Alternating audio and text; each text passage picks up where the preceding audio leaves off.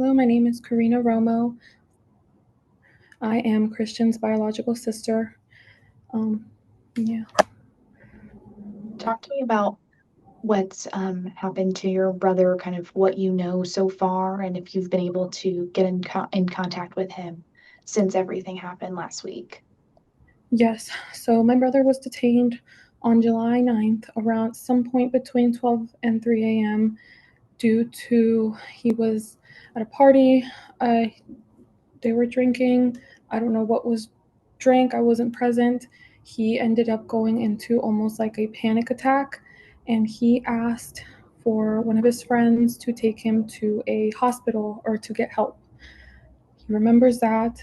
And then at some point, when ambulance came, police came as well. I don't know the extent of that story either, like at what point the police got involved. Christian does not remember assaulting any police officer. He does not remember anything that happened in the hospital. All I know is from the hospital, some sort of disorderly conduct occurred, and he was taken into custody at Montgomery jail, I want to say. And then there, he was charged with 2 felonies for assault on a police officer, allegedly, and for misconduct in a hospital setting, also allegedly. And he was supposed to be released on bond. I think that's what he can recall. He doesn't remember being taken there. He just remembers waking up in a jail cell. At some point, ICE got involved, and they pretty much handed him over to ICE. But we were not informed until he was already at the prison being detained. Have you visited him at any point now to see how he's doing there at the ICE facility in Farmville? Yes, we were able to see him the first day that they allowed for visitation. Me and a cousin of his as well, were able to see him for an hour. He is currently being detained at Farmville Detention Center. Can you share how he's doing with all of this, what he's feeling, any thoughts that he's shared with the family right now? The first couple days, he was just didn't believe it. It almost just felt like a blur. But right now, he has calmed down a little bit. He is staying strong. He's just wanting a fair chance at a fair trial. He is just very grateful for all the support that he has gotten on the GoFundMe as well. Super grateful. Um, this is somebody that like has never asked for any sort of money from anybody. And so he's just very grateful, and he's happy that word is getting out of the situation.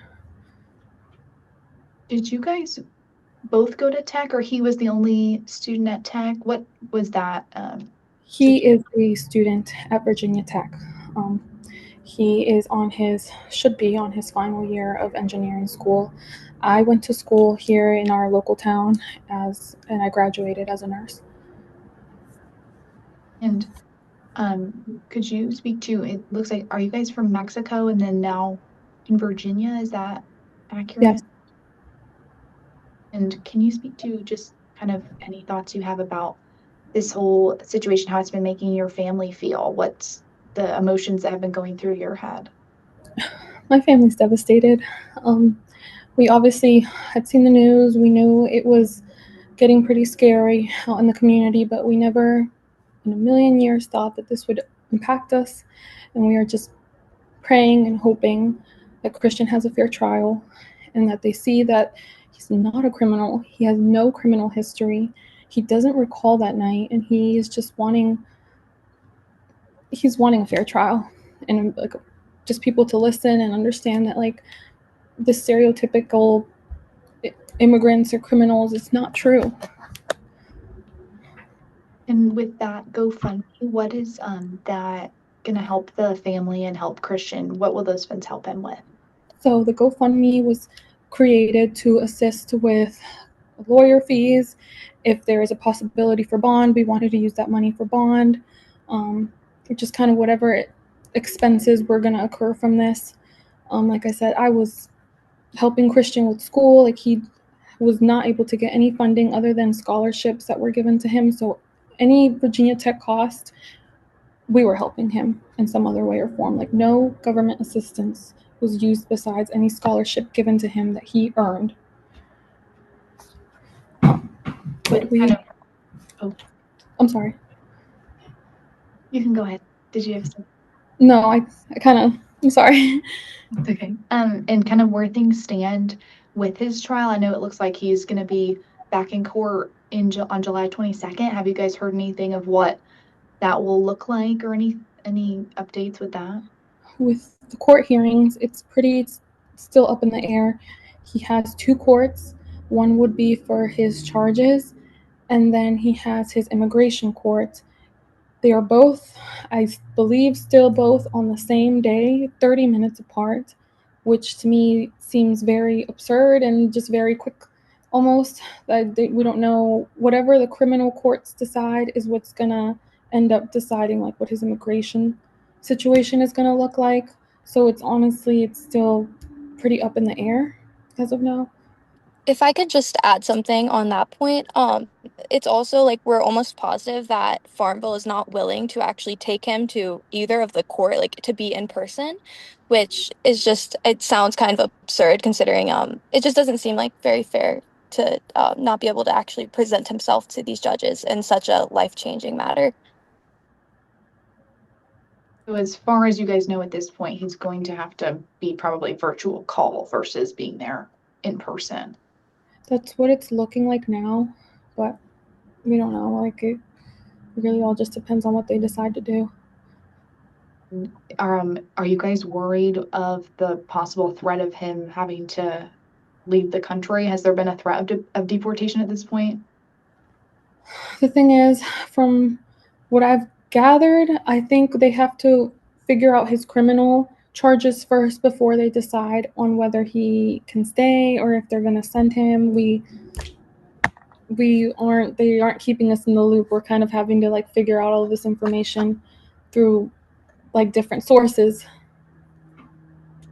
But as of now, we don't know. Like we are very worried that they're going to send him, but we don't know. It looked like he's been trying to get his citizenship for many years via the Yeah. GoFundMe kind of write up. If you could kind of just highlight what that process has looked like and what age he was when he first came here to the US. Yes, so he was brought here at 2 years old, has never left the country since then, and he applied for DACA in the year of 2020. But he already had his fingerprints in, like it was almost at that point where they were going to allow for him to receive it. But a couple days after the fingerprints were done, DACA was put on like a pause and they stopped giving them out, so he wasn't able to receive it. And then this year, he is married to his long-term girlfriend, Jaden Yost, who is also a U.S. citizen. She was born and raised here. I honestly don't know as much about that, but I thought if you are married to an American citizen, it's considered. Do you know, Haven? Is that accurate that you would be able? Yeah. So currently they've already filed for a petition to get a green card through their marriage, but it's still being processed and we're just waiting for the approval and they're still detaining him knowing this.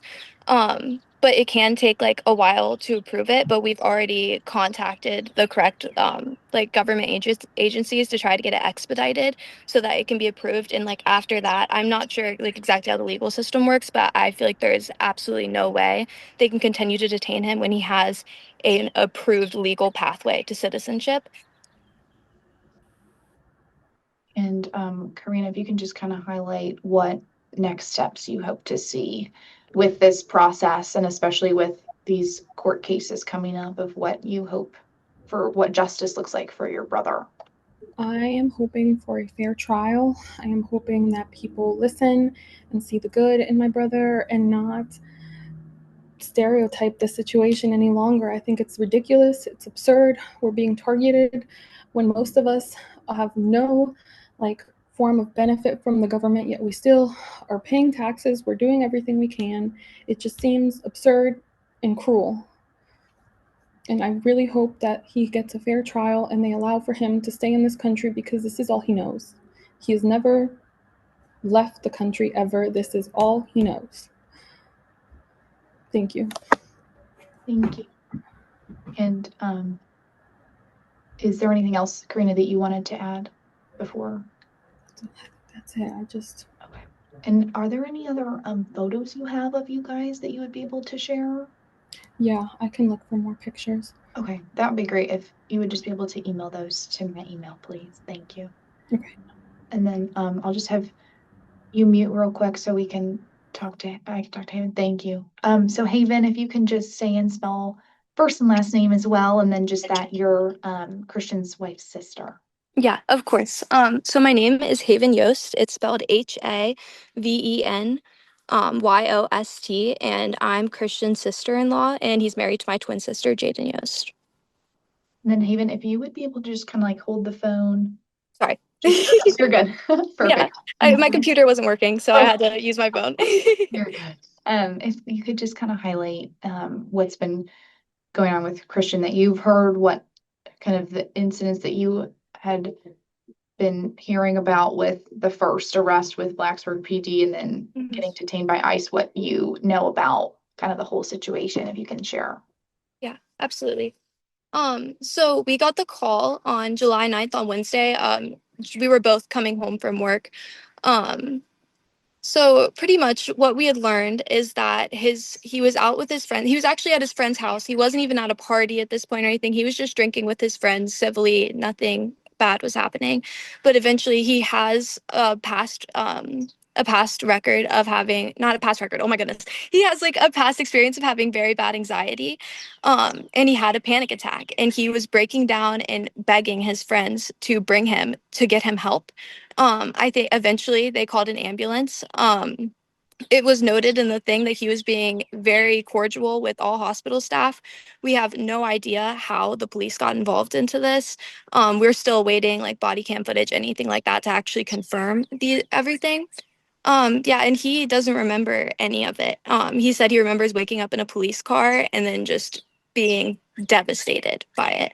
That's as far as like the arrest goes. After that, he was transferred to the Western Virginia Regional Jail and then transferred again to the Farmville Detention Center.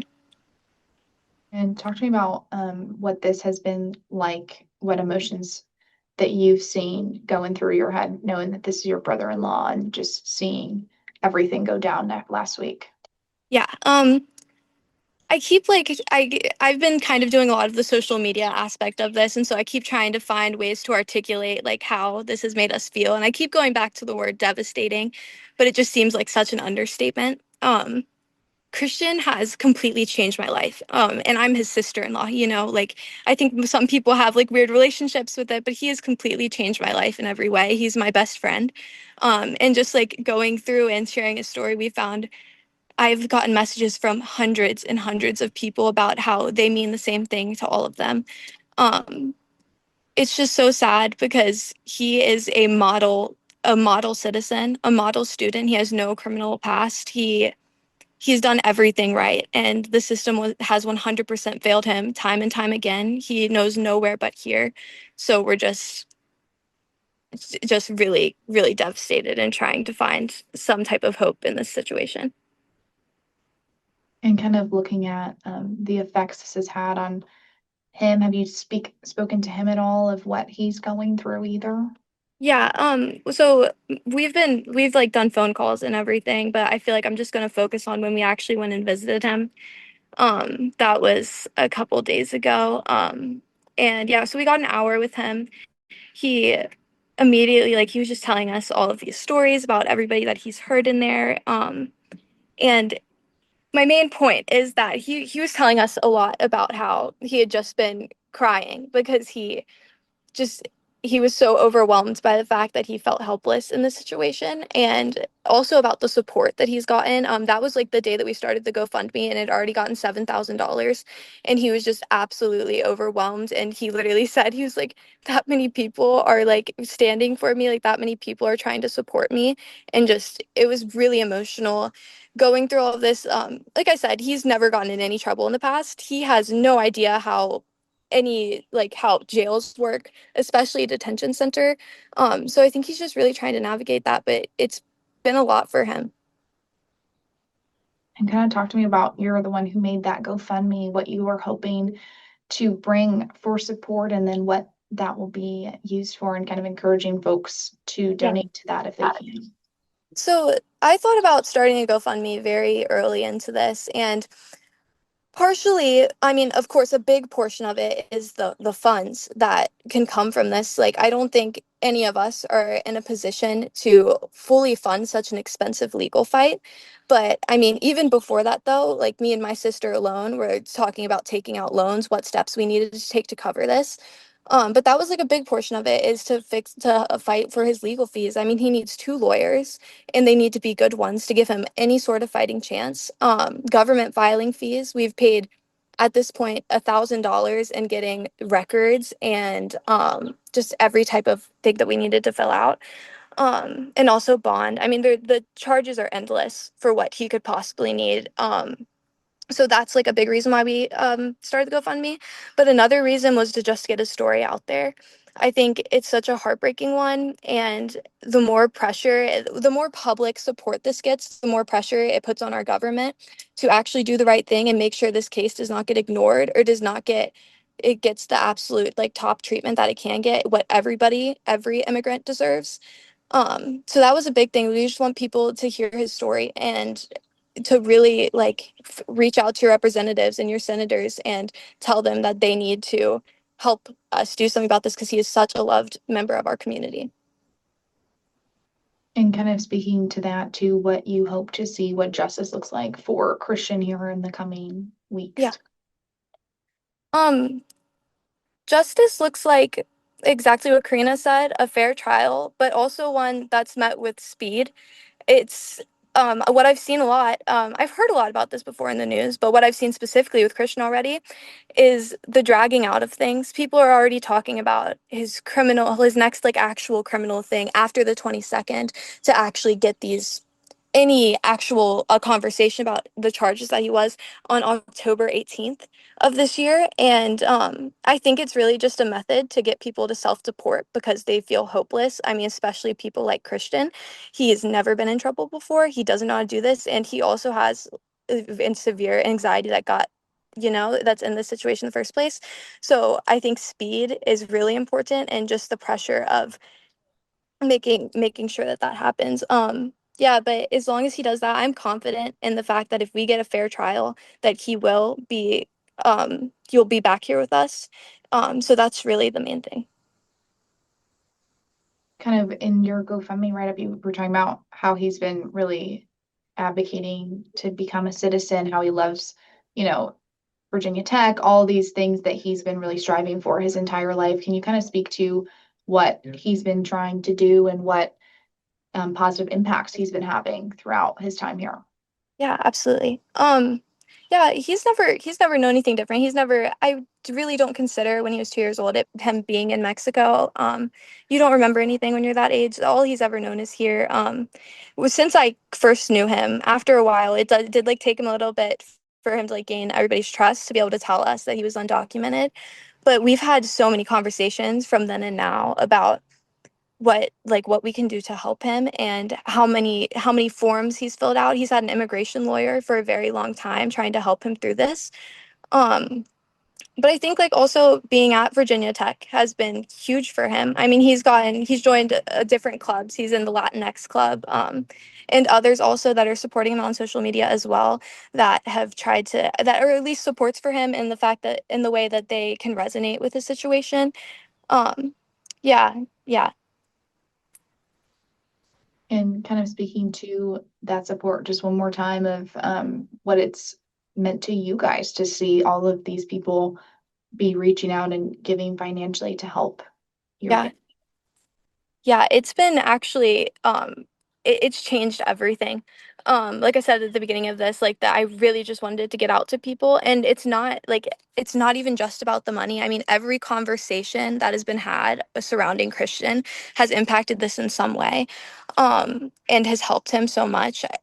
Just seeing hundreds and hundreds of people rally around him gives us so much hope and it empowers us to continue to reach out to government officials and to continue to spread his story. Yeah, it's seriously changed everything. I've like found myself going home and feeling and not being able to feel as sad as I did before, because I see a way out if everybody actually rallies around him and like actually does what they need to for such a valued member of our community. And is there anything else kind of about the incidents or what you hope to see here in the coming weeks that I didn't ask about that you wanted to touch on? Well, one thing that I feel like is kind of important to note is that I included this in my GoFundMe, but it's such a good show of character for him, is that he is a engineering student at Tech, and he has paid his way through all years of college. It's supposed to be a senior year by himself. As an undocumented immigrant, you do not get federal aid into your school or anything like that. And that didn't stop him. He never gave up. He knew that his future here will be bright. Um, and that just shows so much about him. Like, he never wanted to give up, and he was going to figure out how to be successful here in America no matter what, and he's still going to continue to do that. Also, just like another thing that I feel like I've just been wanting to say about Cristian is that, like, he is brilliant in every single way that the word can apply. I mean, like, he is the kindest, most compassionate, most intelligent person you will ever meet. He I mean, we've gotten almost like 30 to 50 character letters for him across the community, and they're still coming in. Um, and they're all attesting to that he is this person, and he is the least. I don't think anybody deserves to be in this situation, but he is the least person who does. For lawmakers wise, is it Congressman Griffith's office that you guys have been trying to reach out to at this point? So I've contacted Congressman Ben Klein because he's the one in our area, but I also contacted Mark Warner, a senator, and then Tim Kaine. I've contacted all three of them, but I am going to continue contacting people. I've had other people from the GoFundMe reach out saying they're contacting their representatives, so I'm sure it's going to be like across the state at this point. I mean, we're talking about like the Blacksburg area, Winchester area. He spent some time of like his younger years in Leesburg. Like, all of these people are coming to help him, so I'm sure they're all reaching out to their representatives as well. And so it was the Winchester area that he grew up? Yes. Okay, gotcha. And Carina, you don't have to answer this question if you don't want to, but are you technically a citizen at this point, or are you also? No, I'm a citizen of the You are a United citizen? States. Okay, gotcha. And do you guys, I kind of already asked Karina as well, but if there's any other photos, Haven, too, if you could share? Yeah, absolutely. We have so many. So Okay, yes, if there's yes. just really all of the ones you guys can share would be great as soon as possible, just so that we can show Okay. his life and family and everything. And I really appreciate both of you for talking about this. I know it's a really hard situation, and I hope that everything can be as speedy and helpful to you guys as possible, because it's probably, yeah, just so I can't imagine the stress and just the emotional turmoil that everyone's been through. So thank you for being the spearheaders of the family for this. I really appreciate you guys doing that. Hey, thanks for watching. Make sure that you subscribe to our YouTube channel and watch more videos from ABC 13 WSET.